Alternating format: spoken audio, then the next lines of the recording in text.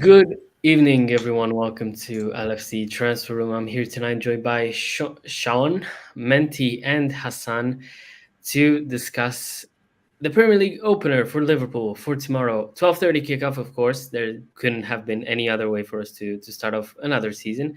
At least this time, we're going to have a new manager. Jurgen was pretty tired of it, and rightfully so. It's after so many months of watching friendlies and watching transfer rumors that obviously didn't do anything. We are actually going to start a new season in the Premier League now, even though the summer has been fairly disappointing, which we're going to touch on in the stream, I'm sure of. Still, I guess we're all excited to have another season of Premier League football. Fairly excited, me personally, to see some Arne ball or slot ball or however you want to call it. So we're gonna discuss the match against Ipswich for tomorrow. We're gonna hopefully get some updates on how Manchester United is getting their asses kicked on by Fulham while we're having our discussions here, and then obviously we're gonna touch on another important topic that we've had this summer over and over, which is signings. But up until then, Sean, how's your afternoon? Going good, mate. Can't wait for the season to start. Yeah, looking forward to it. I know we got the early kickoff. No one's surprised anymore. But yeah, we have to roll with it. Indeed, I've seen that Ipswich aren't big fans of their 12:30 kickoff. Either last season they've had seven and only won one, so hopefully it's gonna continue tomorrow as well. Hassan, mate, how about you? Yeah, I'm fine. Like you guys, I'm really excited about the new season. Waiting for the kickoff and hopefully Fulham beating United and making us ready for tomorrow. Indeed, and for anyone who's into FPL, we're gonna hope that. I mean, me personally, I'm gonna hope that Smith Rowe is gonna get a brace or something tonight. That would be the perfect start of the season for me personally. But Menti, how about you, mate?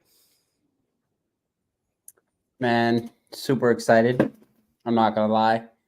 Well, on this stream, I'm gonna put like the score on the side. I gotta be hate watching United. I'm excited for the season. Excited for Ipswich. Excited for the 7:30. So I'm just happy soccer's back. I've been bored. Fair enough, yeah. Though careful with the way you call it, because there's probably going to be some angry people in the chat.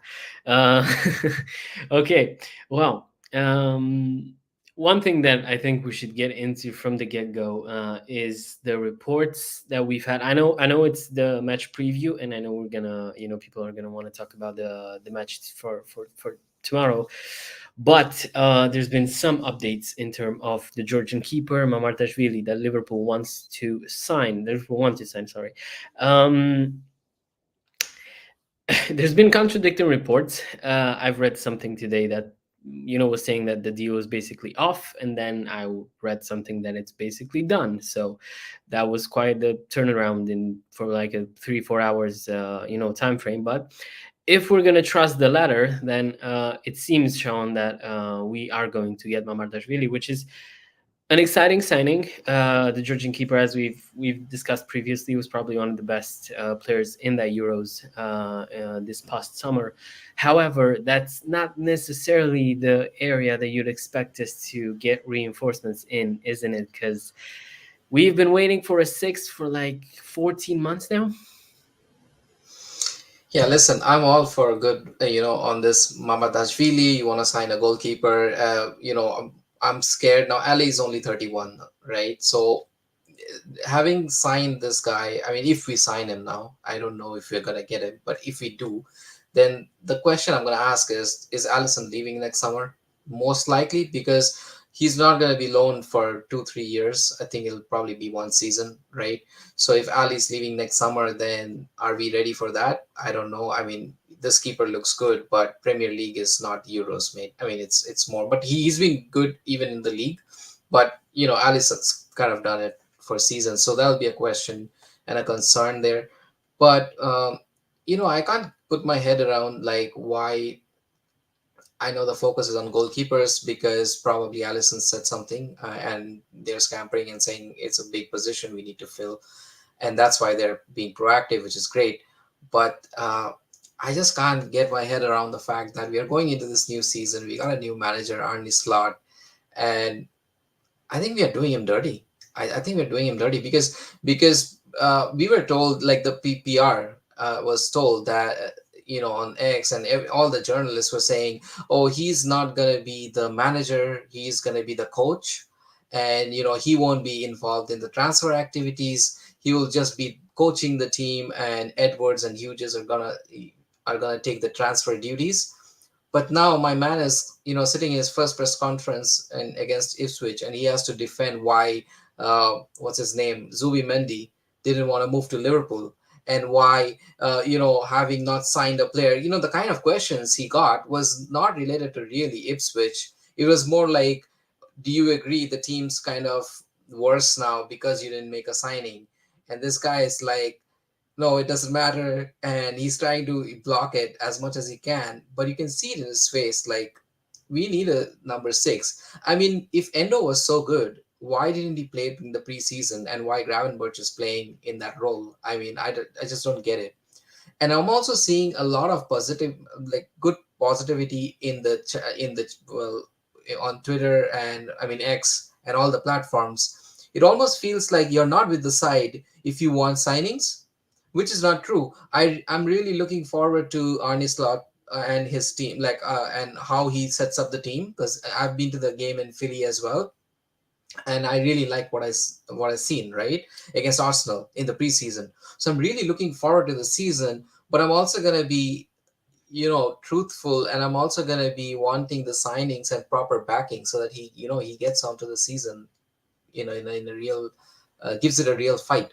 Because other teams are, they're not sitting. I mean, if you look at even Villa and West Ham, they've made some great signings this season. So,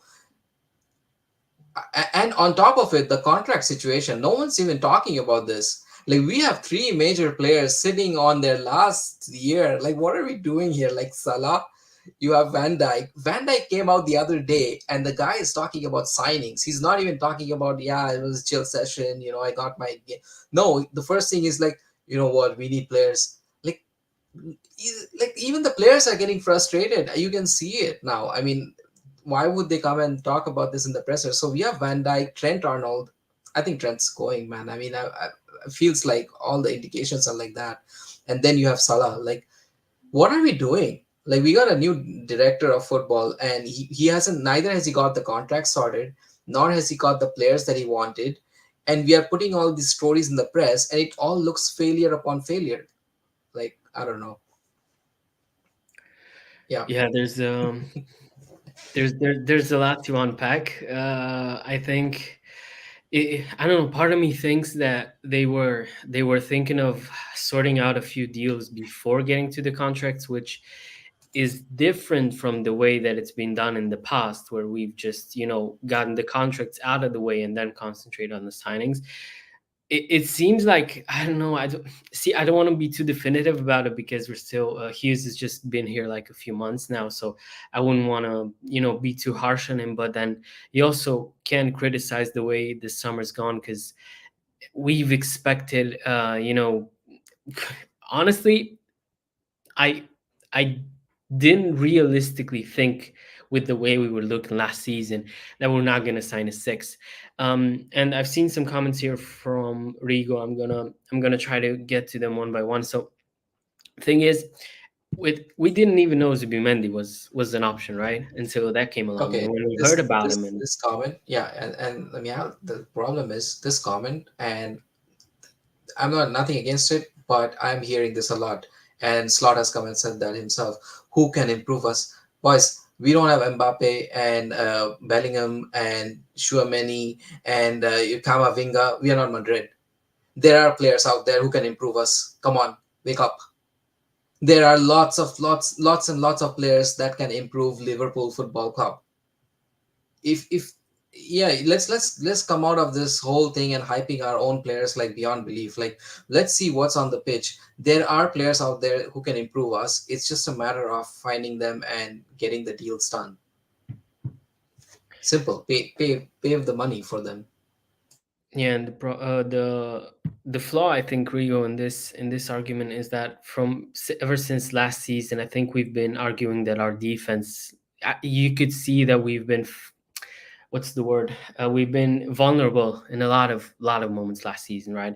And it's been clear that we don't have a proper strong DM to kind of cut the passing lanes, to kind of be the destroyer that Fabinho was in front of defense. So we've conceded lots and lots of chances, which towards the end of the season kind of caught up with us, and that's why we haven't been in a title charge in the final 7-8 games of the season. We kind of fell apart.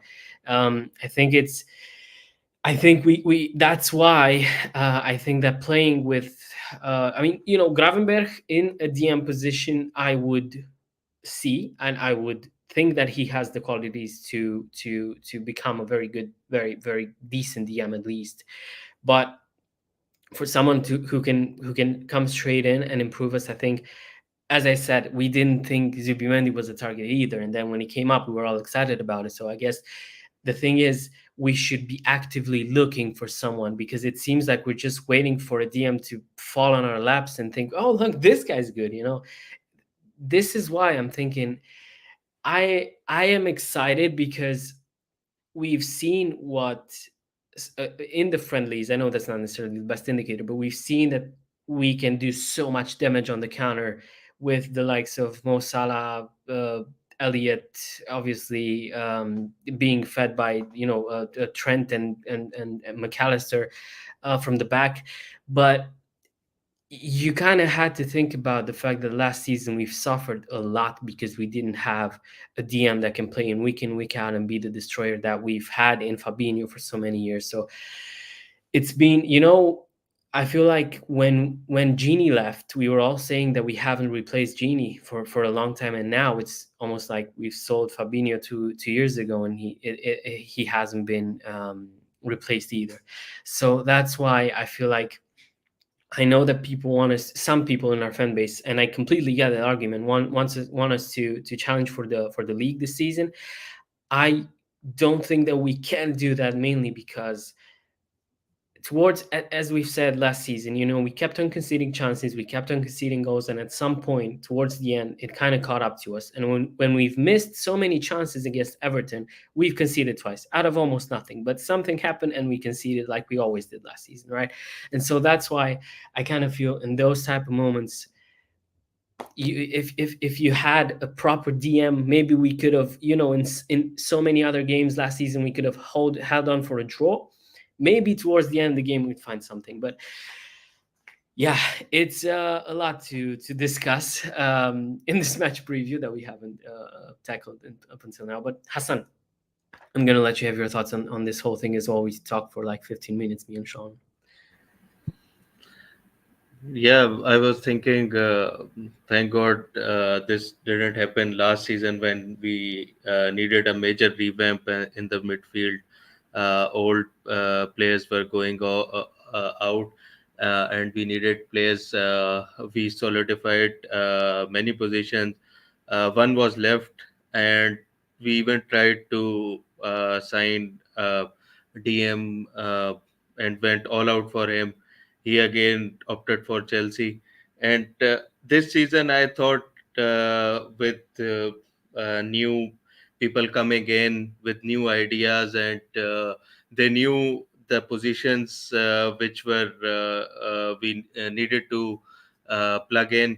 I think I hoped and wanted them to do their due diligence and signed players which were needed, like DM and maybe a center back, which were needed. Now they are focusing on a goalkeeper.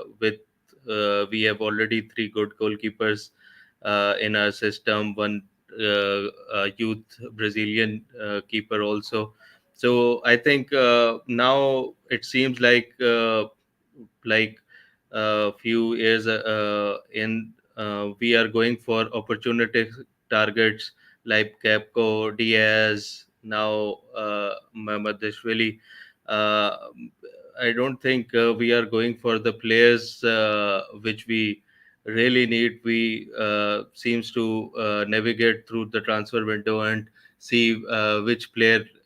Zubermendi also, if we see that there was a release clause and it was we tried to latch onto it, and it didn't work. We fully knew that he also rejected Bayern and Arsenal before us. So there was never a 100% chance he will do it with us.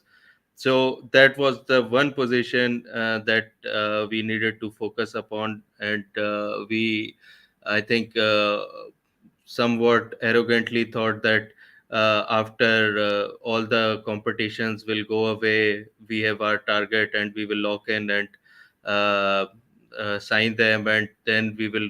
Now that the that plan has gone out of the window, now it all seems really panicky. Like this Mamadishvili deal is also now Valencia thinks that we are desperate, so they are also playing a bit of games with us. They are also sticking to their guns.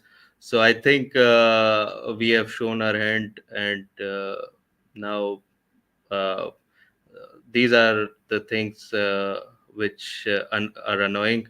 Hopefully, there's still time. We can amend these things.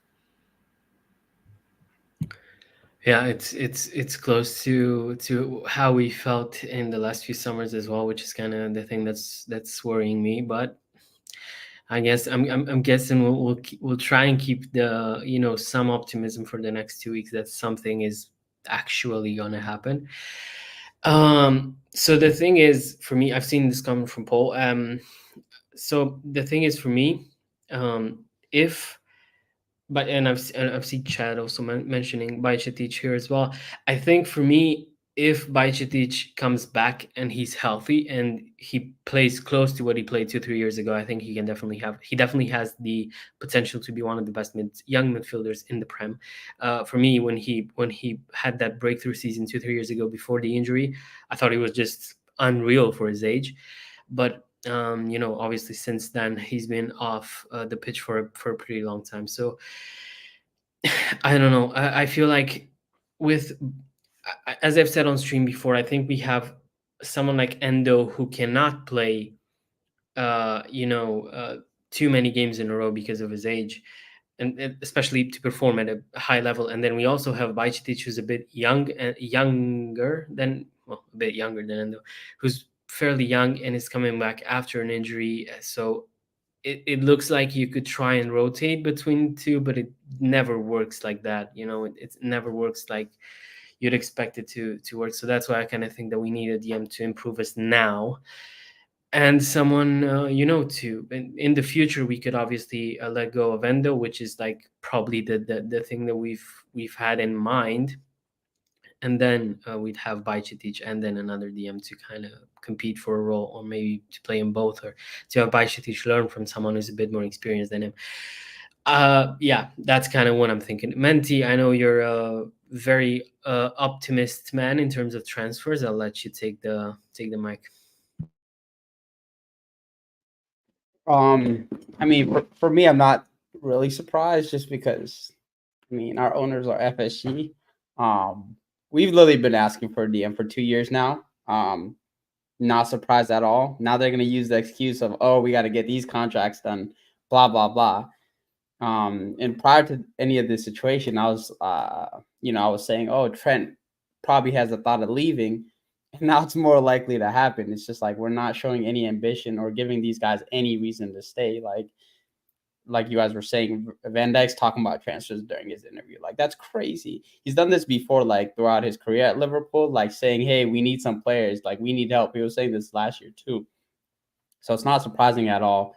So I could see us probably playing this game with Ipswich, probably try Gravenberch, in that position. Like, we should beat them, honestly. And it's going to look good. And they're going to be like, oh, we have a capable squad of going the season, blah, blah, blah, till the January window. They're going to keep trying to push it back. Like, this is how FSG work. It's a little bit annoying. That's what separates us between Arsenal and like City. I guess they're the top two that we're chasing at this point. We just, I don't know. I just don't see us competing unless we make some signings. Like, don't get it wrong, we got great players, but like fans got to realize we can't rely on Bajcetic because he's coming off an injury. Like, we literally haven't seen him play a full season, and if we play him, he's gonna have a scenario like Pedri. Like, Pedri gets injured and cannot play a full season anymore.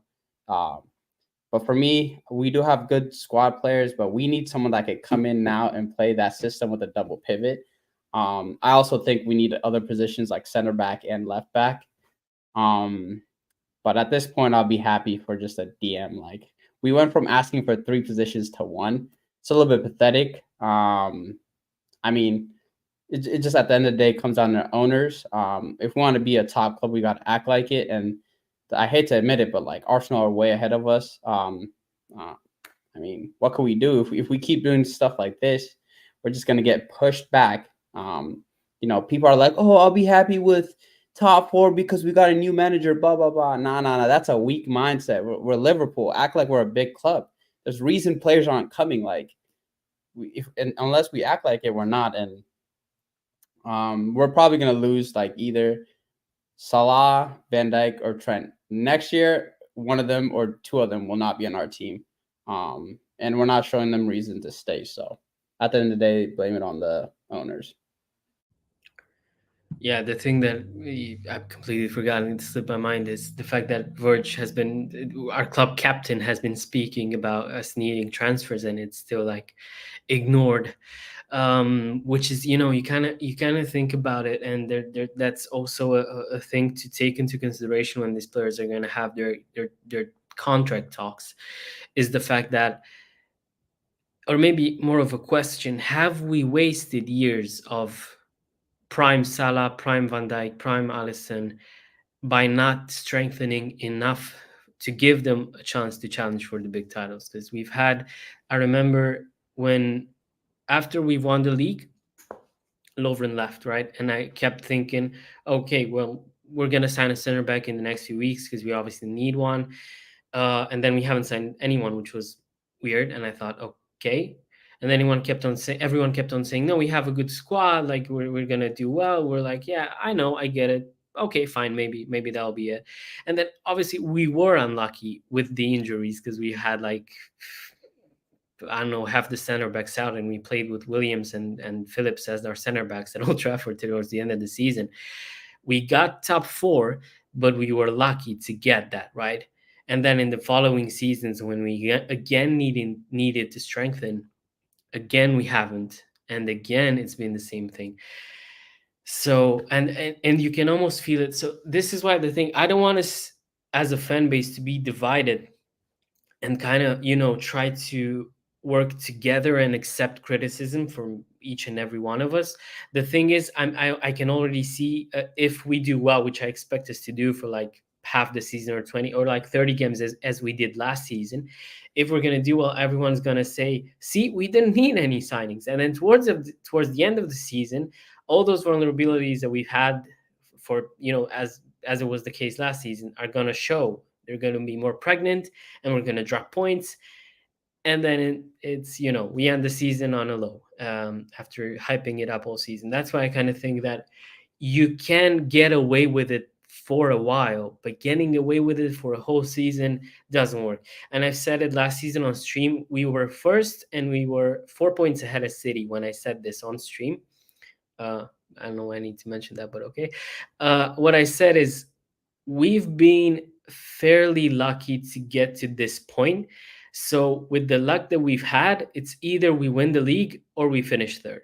And well, the latter happened, which is obviously not what we hoped for, but we have to accept that last season we were third best, especially if you look at goals scored, goals conceded, chances conceded, and stuff like that, and take them all into account. So yeah, honestly, I wouldn't be too shocked if Ipswich stay up, by the way, because they've been really exciting last season. It's been quite the interesting race towards the end there with Leicester, who were seeming to fall apart at some point, but then they kind of they've won the championship. And then obviously with Leeds, who are I mean, I don't want to say anything about them, but like it's been happening so many times to them. But hey, they've gone up, and in the end, they've gone up. So that's that. Um, yeah, well, why not? Let's actually get into some predictions for tomorrow. Sean, I'm gonna ask you for your keeper and back four for tomorrow. Yeah, for tomorrow, before I predict, I just wanted to give an idea of how the game might look like because Ipswich, I think none of us have seen them play in the Prem before. Like I haven't seen them in the Prem. So from what I saw, from how what to expect basically in the Championship is the ground's gonna be small. They're very passionate, so expect a lot of home support. We're playing away, right? So it won't be easy, and Ipswich are going to be pragmatic. I think they're going to be very tight in their defense, and I think they will try to hit us on the counter. So this is probably the perfect test for Slot because we have struggled in the past under Klopp to break down teams like this, who are very pragmatic, keep the ball kind of thing. Like, I mean, not keep the ball, like, like they don't want the ball actually. They just put their men, kind of park the bus kind of thing. So for me, if we come out with any sort of a result, it's a huge bonus. Like I would take even a 1-0, to be honest. Like keeping our shape, I want to really see with the high line. I would, you know what? I would even take a 0-0. Like I want a clean sheet, is what I'm getting at. To be honest, first game away from home, guys, don't embarrass us. Don't let them, hit us on the counter and score 2, 3, and then, like, yeah, please don't embarrass us. Let it be even a 0-0. I'm happy. But yeah, I'll take 1-0 if that's my prediction for us to win. Yeah. Oh, that's funny. Now you'd rather take a 0-0 than a 3-2 win. So, Yeah, nah, yeah, I for think sure. we're gonna do well tomorrow. I do think, because it's like I I don't think it's gonna be an easy game, because obviously Ipswich are, after a while they're gonna be back in the Prem. They're gonna be, the ground is gonna be rocking tomorrow. They're gonna be up for it. But I do think that we have, like, what's the word, a habit of starting off seasons really well, especially in the first few matches, and I'd expect our strikers to be in top form tomorrow. I think. Well, I'm actually going to give my prediction towards the end, so I'm going to let the have. Did you say your back four? Uh, oh, sorry, back four. Like, well, Yeah, like the who are defenders. gonna start tomorrow? Okay, I mean, back so three. you want mine or you want Slot? What he's gonna start? Like, which one? I want Like who I would both. play or Both. both? Okay, so I would start for me. Left back is gonna be Gomez. I know a lot of you are not gonna like that, but I will start Joe Gomez. Last season, the way he played in the left back, I think we need that solidarity. I don't think neither of Robbo or Simicas are impressing at that level, at the Prem level. So I think Gomez, Van Dijk, Kwanzaa, just because Ibu is still looking a bit rusty, to be honest. And Kwanzaa has been, playing preseason pretty much, and then Trent. That'll be what I'll go with. But I think Slot will play Robertson. Okay. Um, yeah. Yeah. I wanted to say, when you put up the blue heart in the chat, I wanted to ask. From the it's your shirt is a bit obstructed, but I kind of got it from the color. You're gonna have a pretty Everton's gonna have a pretty tough game as well at home against Brighton. Curious to see how they shape up after the Derby. Hassan, your midfield for tomorrow. Midfield for tomorrow. I think Gravenberg, uh, Elliot, and I think Sobo. Fair enough. Menti, the front three. You're gonna have the honor. Oh, front three. No McAllister? No McAllister, Hassan? That's crazy work. But uh, Yeah, It's his. Let him choose that. I'd say Sla would probably put Diaz on the left just because uh the preview of the match in the conference he was talking about how he rates him. I personally rate Luis Diaz. I just think Pep Linders and Klopp used him wrong. So we might see the best out of him. So hopefully he has a good season. Um, Down the middle, I really don't know. It could either be Jota or Nunes. Obviously, I'm a huge Nunes guy. Like I said, certain players just can't be coached by certain people. So I'll either accept Jota or Nunes. It don't matter to me. And obviously Salah on the right. I have a feeling that, and I'm probably not the only one to have this feeling, but judging from past seasons as well, I'd expect Jota to do really, really well. So for me, he has to start. And yeah, I have him in my FPL squad as well. Hopefully, he's gonna deliver. I don't know why. I just had a feeling thinking about our first like 2-3 matches.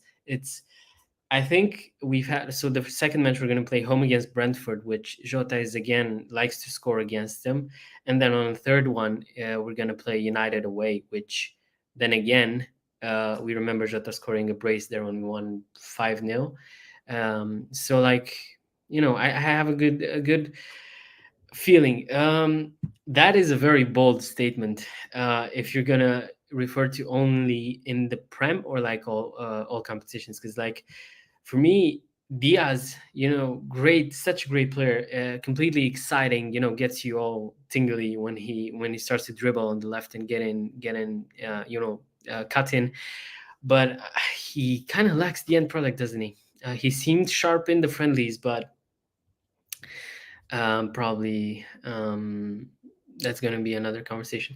Not worried about Manchester. Yeah, well, I don't know. It's like every time we go to Old Trafford, it's well, me saying that it's tough after I've mentioned the 5-0 win is funny, but I think that playing at Old Trafford is generally a pretty tough way to play. Sorry, fixture to have. But yeah. Um, and yeah, obviously Jota is a streaky striker. Someone else is a streaky striker is Darwin Nunez. He seems to have that way of scoring like 6 goals in 4 matches, and then he blanks for 5 weeks in a row, which that's the fun part, the great thing about him, or not. So for me, if I were to get through, well, I mean, it's maybe not fair because I didn't give you the chance to go for your entire 11. But if you want to make any sort of adjustments to that, I'm gonna let you. I'm gonna kind of have my say on the 11 as well. I'm thinking Kwanzaa, as someone said in the chat, or more people have said, I think Kwanzaa for me has to start now. He's been really, really good last season, and he kind of looks like on the ball, especially if we're going to have a bit more of a compact approach in defense, we're going to need to play out from the back more, and we're not going to need Ibu's pace as much for the counters. So I'm thinking Kwanzaa for me has to start tomorrow, and from there on we're going to have to wait and see, because obviously Ibu was immense last season as well, especially in the first part. So we're gonna have to wait and see. Yeah, well, if he gets called up, because at this point, nothing surprises me anymore with Southgate and England. Because Jesus Christ, you're having a generational talent like Trent, and you're playing him 5 minutes against, I don't know, Slovakia. Southgate's gone. So what? Southgate's not the manager anymore, so I think he has a chance now. Yeah, well, I seem to have what's the word, like PTSD. Jesus Christ, the Southgate era. Like, I'm not even an England fan. Like, I watch England. I hate watching England because I want them to lose. But like, Jesus, it's been, even as someone who doesn't like England, it's like, Jesus Christ, how bad can you look with so many talent in that squad? But that's another conversation. Let's not get into that. Hassan, McAllister. Yeah, I wanted to say that as well. That's, I don't know. You're not going to put our best midfielder in there? Yeah, to be honest, it slipped my mind. But maybe. Yeah, I mean, was he? Yeah, he came off the bench a few times last season, didn't he? Yeah, but one thing because he went all the way in the Copa. Maybe fitness wise, it will be, I think, will be watched. Sobo came back earlier than him, so that's why I think for uh, starting a midfield, maybe him and Gravenberch and Elliot, who seems to go playing well at number 10 position. Uh, Maybe that's why when I was thinking, these names came up and McAllister just slipped out.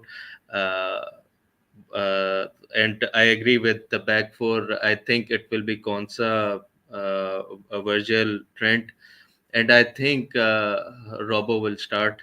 Uh, and for front three, it will be Diaz, Jota, and Salah. Well, it would have been. Yeah, I'm actually really curious to see how much of a chance Hakpo is going to have with a slot, because at the Euros he looked so sharp. So I'm sorry, Rigo, but I honestly rather see Hakpo start at left wing instead of Diaz. Even though I get it, like, he's had a great preseason, and he's always, exciting to watch. I just feel like Hakpo has a better end product, and I'm expecting him to have a breakthrough season now and actually start to deliver, like he did in that half season, when he signed for us. So that's what I think, at least. So okay, well, with that in mind, I'm gonna ask you for some score predictions. Shawan, I know you've already kind of expressed your desire for a clean sheet. I know that's like a wet dream of mine as well. I want to start the season off with a a good clean sheet, maybe some like a 3-0 win, and hopefully score in like inside the first 15-20, so that we can actually stay a bit more relaxed. I think, judging by the things that we've discussed already, in terms of playing against a side that's just been coming back to the Prem, and who's going to be, with the ground is going to be rocking tomorrow, I think we have to silence them inside the first 20-30 minutes, because if not, that is going to get pretty difficult. I know people expect us to win. I mean, from what I've seen online, people expect us to win comfortably. I'm just afraid that if we don't settle the nerves inside the first half hour, then we're gonna have a pretty tough game. So, your predictions? Well, I would like to have a clean sheet, but looking at the occasion and where we are playing, it'll probably be 2-1. And also, the longer the game goes, let's say it's 0-0, 60 minutes and 70 minutes, the bigger chances they have to score because it's going to be a home team advantage. So, yeah, I'd like to have, maybe we score 2 goals early and then we maybe concede one at the end. So 2-1.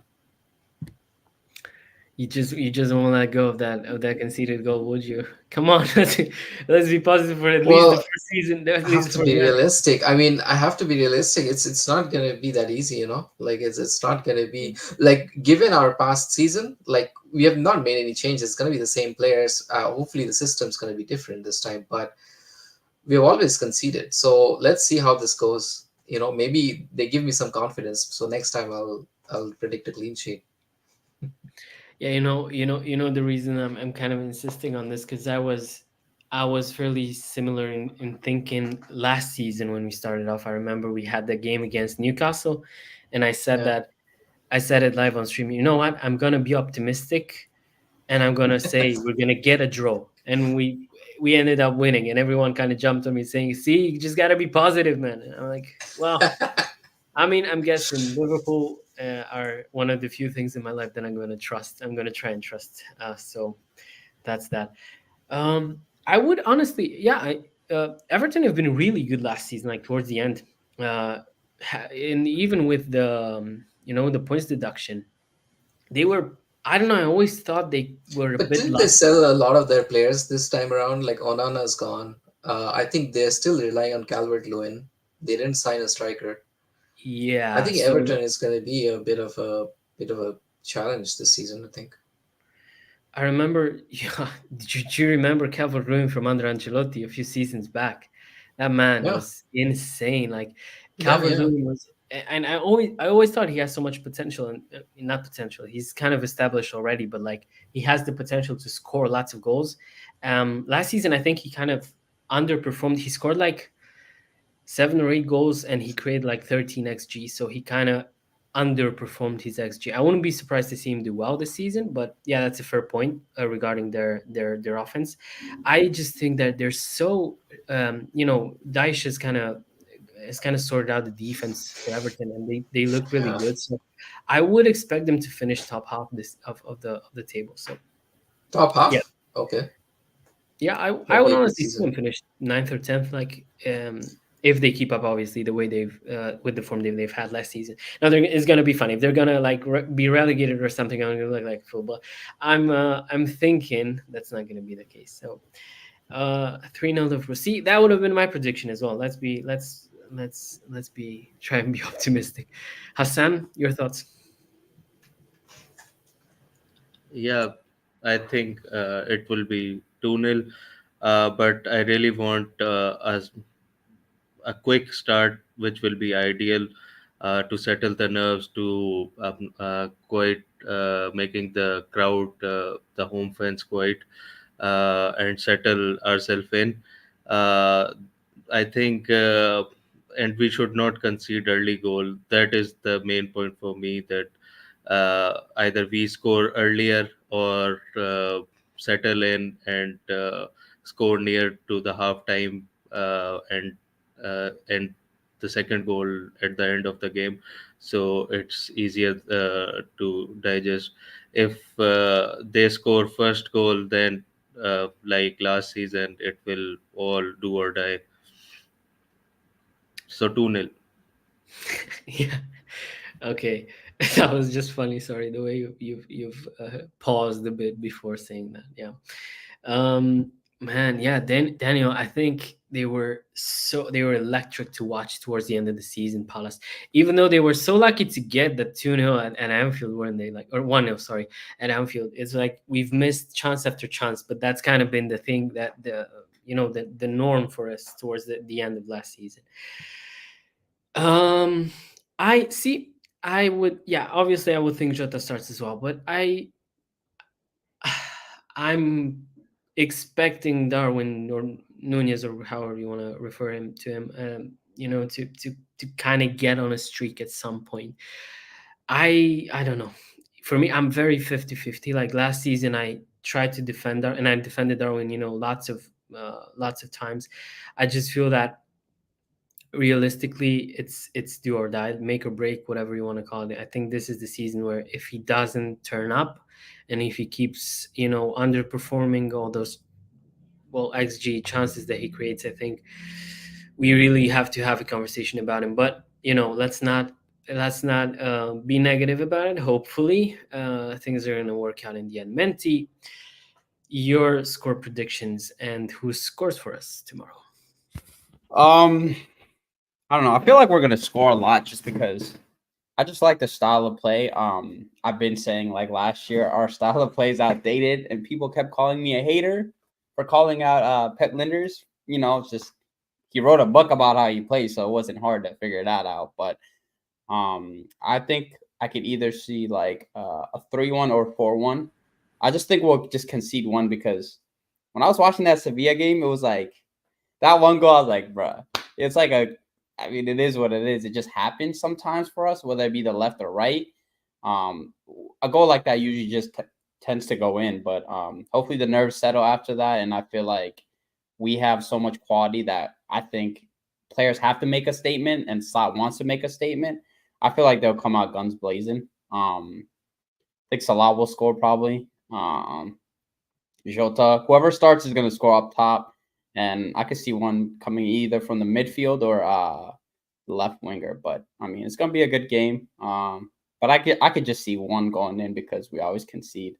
And one more thing, I just don't like when fans always have to say something negative about Nunez. Yeah, I get it, he messes a lot, but look at how many assists he has. Look at how many chances he creates. Like, I'm sorry that he played in a system that was just outdated. It's like no matter what, Now, we aren't going to Menti, that. you know what? Sorry, you know why that happens? That's because of the price tag as well. Like, Yeah. remember, we got this guy for like a, very high fee. I think he cost us more than Haaland. So I think that's why, the moment you get a striker for that amount of, like, with that price tag, you always associate. And he had 34 goals for Benfica, so that's a huge number. So I think that's why it's always like that became a thing with Nunes. And like I get that too, but like you also gotta acknowledge that he came in a terrible midfield. Like he was not set up for success as a striker at first. He still did miss chances. I get it. He misses chances. He has his donkey moments. It is what it is. He has to be more clinical. But I just feel like give him one more year. Let's see how it works in the new system. Then give your full assessment. You never know what a new coach could do. It happens in sports a lot. Next year, these fans that are hating on him could be like, "Oh yeah, he's the best player ever." Blah blah blah. But until I see him play this season, just support him. As fans, that's all we could do at this point. I think because we made really good signings, the rivals were starved to see someone with the shaky performances, so they can. With Nunes, they had a scapegoat to ledge. But like Menti and you guys, I am really a fan of him. His work rate, his desire to play for the club, and the work rate he puts in. So that's the thing. So this Fowler quote is a food for thought, I guess. I don't know. For me, that was kind of the thing in Nunez's first season. I kept on seeing all those chances he creates, and I was thinking, next season he scores 75% of those chances, and he's gonna go. He's gonna be insane. We're gonna get so much out of him, but he didn't. And that's kind of the thing, and that's kind of why I'm thinking now that obviously, the thing is, and what I always want to tell people is that you never know. We're public, right? We make these live streams. We're gonna maybe get someone quote us on Twitter or anything like that I wouldn't want to put and say too many nasty things about our players now, because you never know what they see, right? And we know that Nunez was pretty effective by what he's seen online in the last few months. That's why I think it's always better to positively reinforce someone, right? It's not like you're going to go in his face, tell him he's a donkey, and expect him to do. Now he's going to do great because I motivated the guy by saying he's trash. It rarely works that way, and that's why I kind of choose to have more of a positive approach. Now, this is another interesting question as well.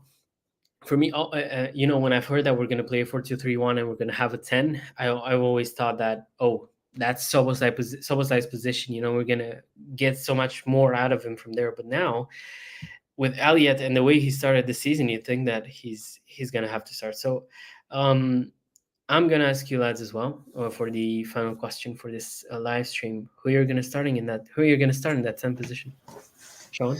Yeah, for me, I think it has to be Elliot, given the current form. I think he's playing really well. He's, Slot might be able to unlock Elliot in a different way than what Klopp always wanted him to either play in the midfield in a deeper role or in the wing, which I think both those positions don't suit him. So he's been playing well, and he's linking up with Salah much better than what Sabo's been doing. So, but having said that, I'm a big Szoboszlai advocate. I think we haven't seen even the start of what this guy can do. And I think the only way we can unlock him is by playing him. I think he's again one of those players that needs to play. I don't think keeping him on the bench will make him better. So it's a bit of a problem, but at this moment, I think Slot will start Elliot. Okay. Yeah, to kind of address this thing, I think this kind of fueled the feelings that we have towards Nunez, because it was the same for me as well. When I saw that game and I saw him come on and get that. And do you remember the first goal he scored? Like, he was in that position that he was in. I would have never expected that to go in. And just seeing that go in, I was like, oh my What a God, he finish. actually What a scored that. finish. Yeah. And Yeah. he actually scored that. It was a great finish. And then I saw him one-on-one with the keeper. I had flashbacks from last season, but then again, he just put it in the back of the net. And I'm thinking, it's happening. But You yeah. know what? You know what, Mia? That exactly proved, when I was thinking at that time, it proved my point. This guy is a baller when he doesn't think. When he doesn't have too much time, he just takes it by instinct, and he's a baller. Whenever he thinks too much, he's always, messing it up. So I think he needs to correct that in his head. Like, don't think, man. Just do it. Oh, so I wanted to kind of say that's why I asked the lads about the 10 position. I wouldn't expect Elliot to be like in the DM position next to McAllister. I was thinking more McAllister and Gravenberg for me to start there, and then obviously Elliot in the 10. But you know, uh, and that see this coming again. Yeah, you remember the Chelsea game? He hit the woodwork 4 times in that game alone. Like, how the hell do you? I mean, you can talk about the penalty. Maybe he didn't take it that well, but it just, let's say that that post, that the shot that hit the post deflects into the net, and then we're not having this conversation anymore. It's like you just don't know. That's kind of the thing that's kind of bugging me, is that on one hand I'm thinking he was really unlucky, but then on the other hand I'm thinking, but he misses way too many chances. Like, I remember, for me, the moment that I kind of lost it at him last season was when I saw the when we were playing against Everton. And well, as you may assume, and I'm sure many of you share my sentiment, I was really pissed that we're losing at Goodison, because we haven't lost it for a while, and it's always nice to win there, and to kind of silence their fence. But we were losing, and then I saw that miss that Nunez had, open goal basically, and he took it straight into Pickford. And I remember I was just gonna throw my phone across the room. At that point I was like, I'm done.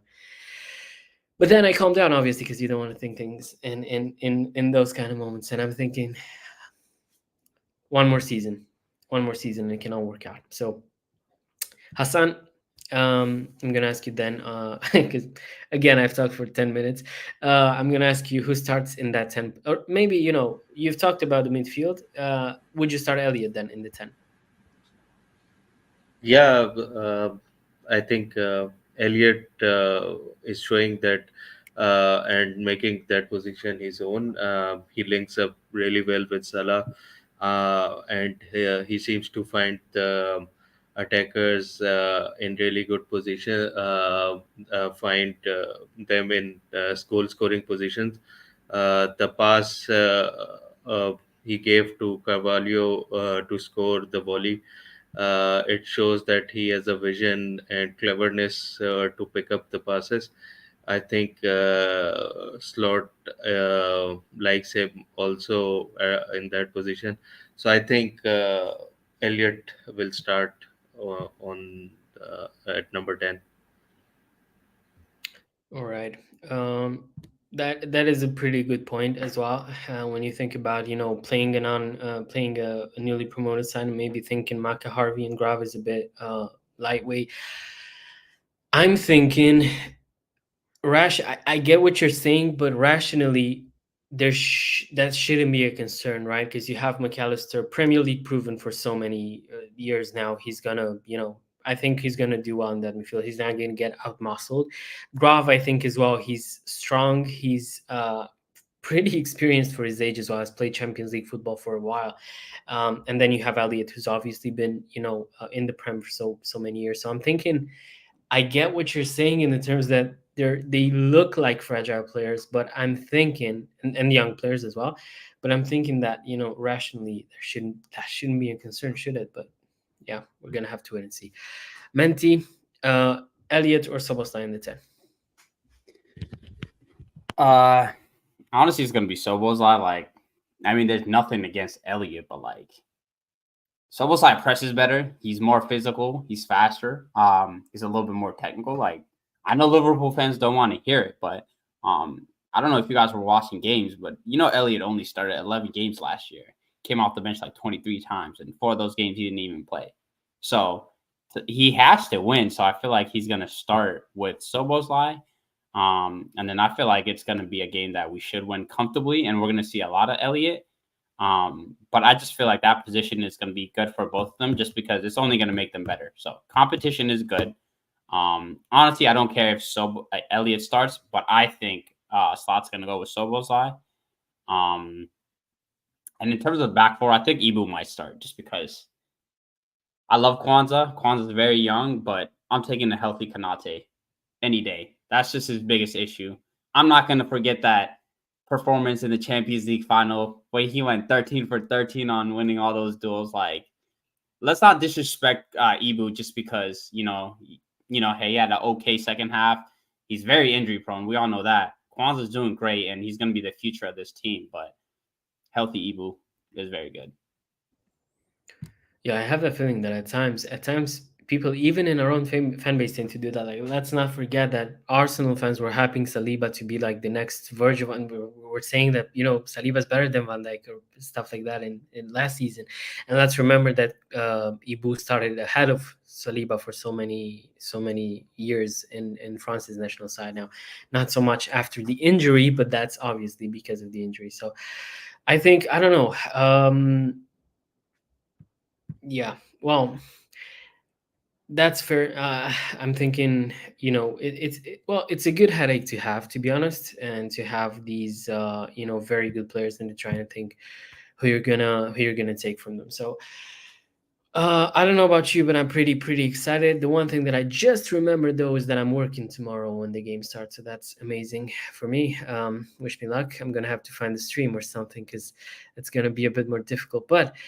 Anyways, basically, who hates fuck? Who's gonna care? Fuck capitalism for like 2 hours, and we're gonna be up there for to watch Liverpool. So, thanks everyone who's been on tonight. Thanks for thanks to Sean, to Menti, to Hassan for being here tonight, for giving their thoughts on the opener against Ipswich. Thanks a lot to everyone in the chat who's liked, subscribe to the channel. Don't forget to do that, by the way. Now, one last call to action for this evening. Thanks a lot to everyone, obviously, for leaving your comments. We love to have these conversations, and I feel like tonight there was really good energy coming from the chat, which was lovely to see. So don't forget, 7:30 p.m. UK time. Tomorrow we're gonna have a stream right after the game, right? It's the return of the post-match stream. So those usually get heated, but only when we don't win, which we're hoping is not gonna be the case tomorrow. So thank you once again to everyone. Up the Reds, and see you tomorrow.